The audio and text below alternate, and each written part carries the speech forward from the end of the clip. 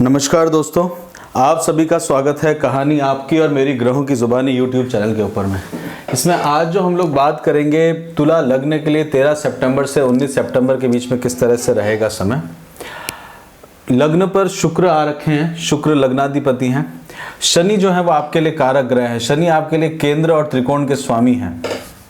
इस समय शुक्र जो है वो स्वाति नक्षत्र में है, राहु के नक्षत्र में है। राहु आपके अष्टम स्थान के अंदर में बैठे हुए हैं, शुक्र की ही दूसरी राशि के अंदर में, यानी कि शुक्र की ही वृषभ राशि के अंदर में वो बैठे हुए हैं। वृषभ राशि जो है वो शुक्र को चंद्रमा ने दी थी और तुला राशि जो है वो शुक्र को सूर्य के द्वारा मिली थी। इसी कारण शनि का जो है मूवमेंट आप देखेंगे तो शनि जो है 1 2 3 4 5 6 7 8 9 10वीं दृष्टि से लग्न पर देखे हुए हैं। इस समय वक्री अवस्था में चल रहे हैं। राहु की जो दृष्टि है अष्टम भाव में है, मतलब आप अष्टम भाव से उसमें देखेंगे तो 1 2 3 4 5 6 7 8 9, तो राहु जो है वो अष्टम भाव की जो दृष्टि है नवीं दृष्टि से घर के अंदर में आपको देख रहे हैं, सुख के स्थान के अंदर में देख रहे हैं। सुख के अंदर में, घर के अंदर में आप जो है इस समय अपना समय व्यतीत करते हुए देखेंगे। स्वाति नक्षत्र जो है वो अपने आप में देखा जाए तो वायु से रिलेटेड है, मतलब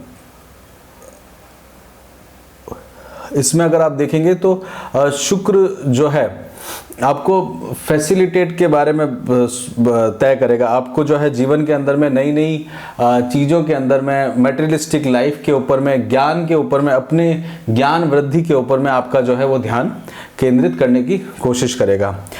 राहु का अष्टम स्थान में बैठना एक तरह से इन-लॉज की तरफ से आपको थोड़ा सा दबाव देखने को मिलेगा।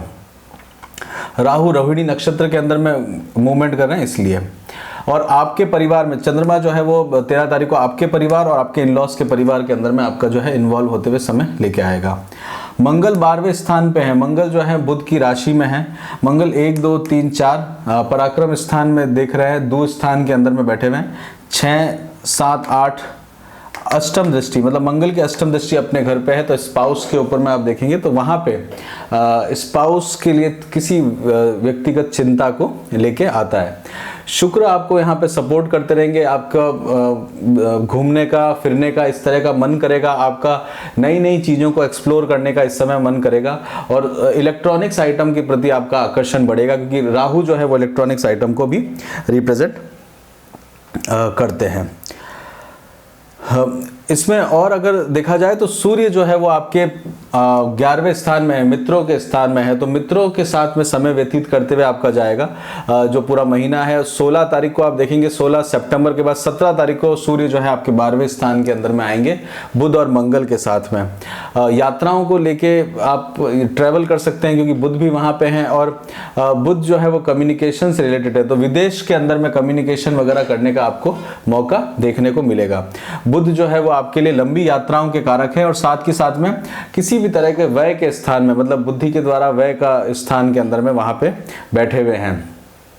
और ये स्थान जो है मतलब आप देखेंगे तो खर्चे का स्थान है। साथ के साथ में कोई भी कार्य को पूर्ण करना चाहते हो तो उस कार्य को पूर्ण करने के बारे में आप विचार करेंगे। अगर आप पोस्ट ग्रेजुएशन वगैरह कर रहे हैं तो उसके अंदर में काफ़ी चीज़ों को काम करने में आपको मदद मिलेगी।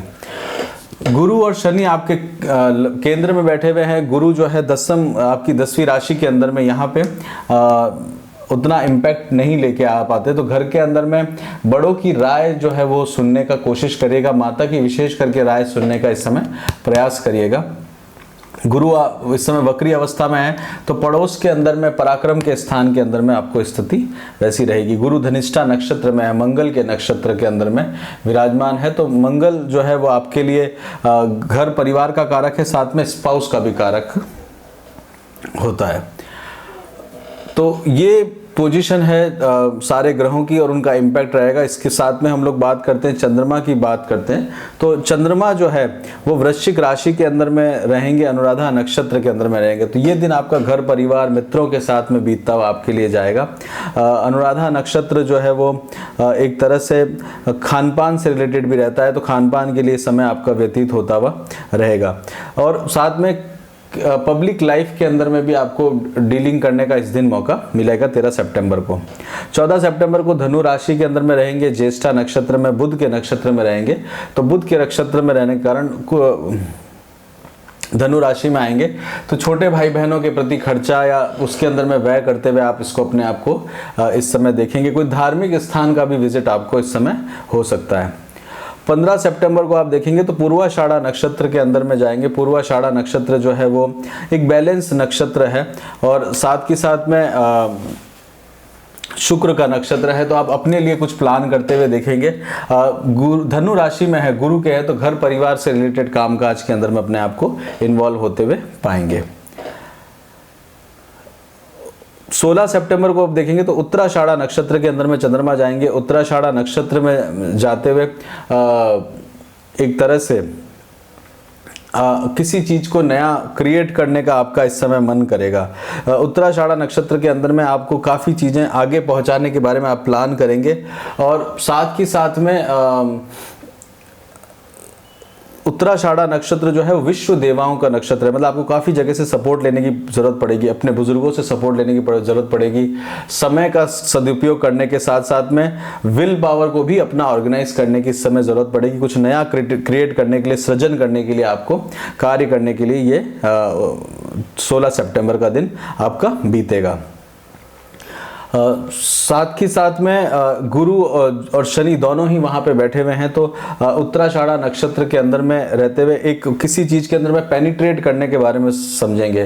घर के अंदर में किसी चर्चा के अंदर में अपना योगदान देने के बारे में भी आपका ध्यान रहेगा, क्योंकि शनि जो है वो भेद को रिप्रेजेंट करता है, साम दाम दंड भेद। और चंद्रमा का वहाँ पे रहना एक तरह से पेनिट्रेशन, उत्तराषाढ़ा नक्षत्र में किसी भी चीज़ या विषय के अंदर में पेनिट्रेट करना।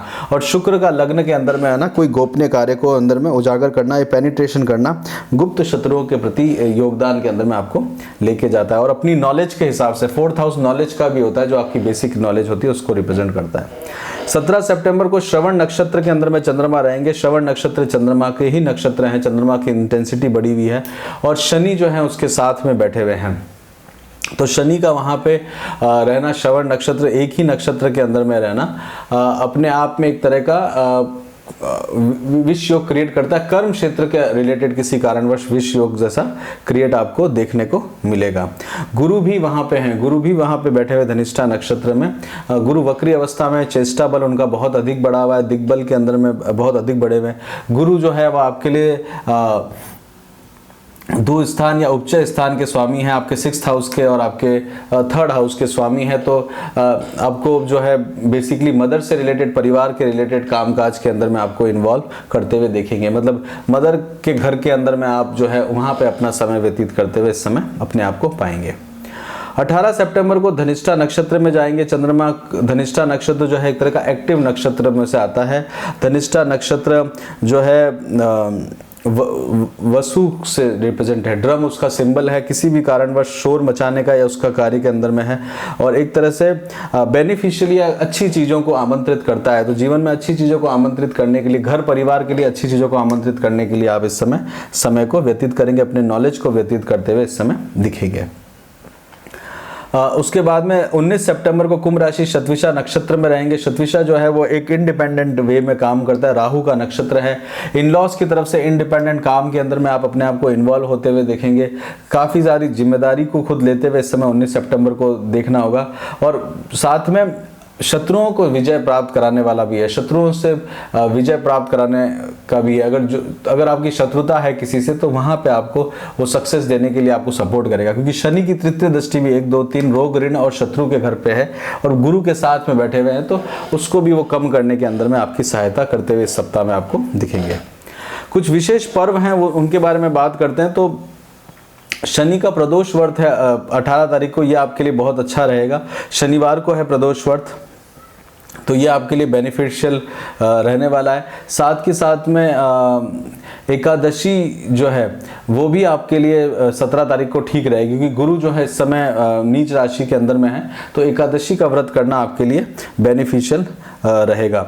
श्रवण नक्षत्र 17 सितंबर को ये रहेगा। तो श्रवण नक्षत्र जो है वो विष्णु का नक्षत्र ही है, तो इस दिन विष्णु की पूजा करने से आपको फायदा मिलता है और इसको उपयोग करने से आपके घर के अंदर में सुख शांति और समृद्धि का विकास आपको देखने को मिलेगा। और लक्ष्मी के प्रति लक्ष्मी जी जो है वो आपके लिए बहुत मेहरबान है। तो इसमें 14 तारीख को श्री महालक्ष्मी व्रत आप कर सकते हैं। राधा अष्टमी का भी व्रत रहता है, वो आपके लिए बहुत बेनिफिशियल रहेगा। आपके लिए धन प्राप्ति के लिए, मान सम्मान के लिए वो बहुत एक अच्छा समय लेके आएगा। इसमें और आगे बात करते हैं हेल्थ से रिलेटेड। तो हेल्थ का ध्यान देने की ज़रूरत है, विशेष करके स्पाउस का हेल्थ का ध्यान देने की आपको ज़रूरत पड़ेगी। एजुकेशन आपकी ओवरऑल ठीक चलती जाएगी, उसके अंदर में कुछ लॉजिकल और कुछ इलॉजिकल थॉट प्रोसेस आपके अंदर में डेवलप्ड होंगे। कुतर्क भी हो सकता है, उसके लिए भी आपको कार्य करने की आवश्यकता पड़ेगी। थोड़ा सा रिजिडनेस लेके हृदय में आएंगे। शनि का हृदय के अंदर में रहना एक तरह से रिजिडनेस लेके आता है। शादी और विवाह के बारे में कर रहे हैं तो उसके लिए अभी वो समय नहीं है, इस समय थोड़ा सा आपको वेट करना पड़ेगा। विवाह के लिए वैसा समय नहीं आया। किसी से प्रेम वगैरह करते हैं तो वहां पे आपको जरूर थोड़ी सी सफलता देखने को मिलती है। जॉब के बारे में अगर बात करते हैं तो जॉब के अंदर में आपका नॉर्मल समय रहेगा। बहुत आप ऐसा पब्लिक डीलिंग के अंदर में काम करते हैं तो वहाँ आपको सक्सेस मिलेगी। अदरवाइज जॉब जो है वो आपकी नॉर्मल होते हुए से ही चलेगी। चंद्रमा उसके कारक है, फाइनेंस रिलेटेड या एस्थेटिक्स रिलेटेड कामकाज के अंदर में है तो वहाँ आपको एकदम नॉर्मल सा व्यवहार देखने को मिलेगा।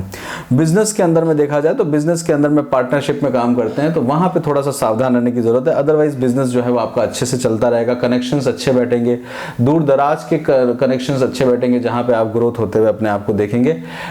उसके बाद में सूर्य जो है वो आपके 12वें स्थान में जाएंगे तो वहां पे आपको जो है थोड़ा सा लीगल एंटिटीज वगैरह के अंदर में काम करने की जरूरत पड़ सकती है। तुला लग्न जो है वो ऑलरेडी सिंबलाइज्ड है सप्तम भाव में। तुला से इसका रिलेशन है, बिजनेस से आपका रिलेशनशिप रहता है, धन से रिलेशनशिप रहता है, तो वो आपको आपके लिए बहुत ज़्यादा चिंता वाली बात इस समय देखने को नहीं मिल रही। शुक्र लग्न में है, लग्नेश का शुक्र के होना, शनि अपने मित्र कारक ग्रह की उसके ऊपर दृष्टि होना, चेष्टा बल अधिक बढ़ावा होना चीज़ों को एक अच्छे रोटेशन में लेके जाता है। इसी के साथ ही यहीं पे रोकते हैं तुला लगने के लिए। आपको पसंद आया हो तो इसको लाइक शेयर और सब्सक्राइब करिए, साथ के साथ में और जनों को भी शेयर करिए तो उससे वो सब भी उसको अपना सप्ताह का प्लान कर सकें। और बहुत बहुत धन्यवाद आपका इसको सुनने के लिए। जय श्री राम।